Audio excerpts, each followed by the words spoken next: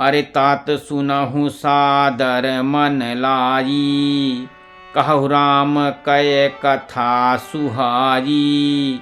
महामोह महिषेष विशाला, राम कथा कालिका कराला। कहा कि हे तात, तुम आदर पूर्वक मन लगा करके सुनो, मैं श्री राम जी के सुंदर कथा को कहता हूँ। भारी अज्ञान विशाल महिषासुर है और श्री राम जी की कथा उसे नष्ट कर देने वाली और भय रहित काली जी के समान है। राम कथा शशि किरण समाना, संत चकोर करहि जेहि पाना। ऐसे संशय कीन भवानी, महादेव तब कहा बखानी। श्री रामचंद्र जी की कथा चंद्रमा की किरणों के समान है, जिसे संत रूपी चकोर सदा पान करते रहते हैं। ऐसा ही संदेह पार्वती जी ने किया था।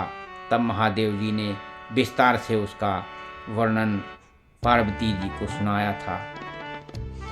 कहूँ सुमति अनुहार अब उमा शंभु संवाद, अभयऊ समय जहि हेतु जहि, सुनि मुनि बिटहि विषाद।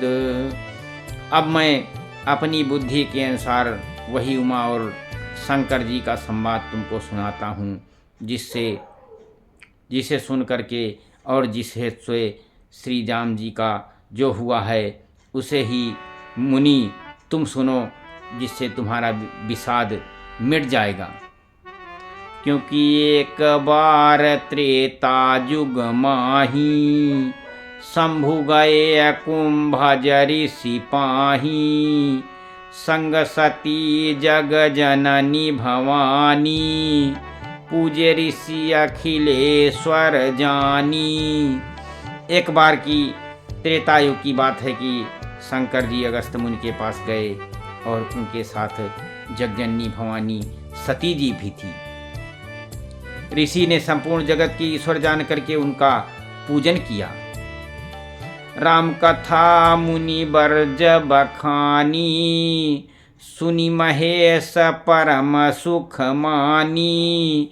ऋषि पूछी हरि भगति सुहाई, कही शंभु अधिकारी पाई। मुनिवर अगस्त्य जी ने राम कथा विस्तार से कही, जिसको महेश्वर ने परम सुख मान करके सुना।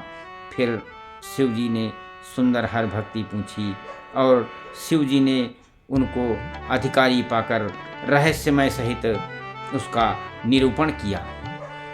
सीता राम राम राम राजा राम राम राम। एक बार मैं फिर अपने सुनने वाले सभी माननीय अतिथियों को कहता हूँ कि आप लोग आजकल जैसा प्रयाग में कुंभ चल रहा है, ये किसी किसी के जीवन में नहीं पड़ेगा।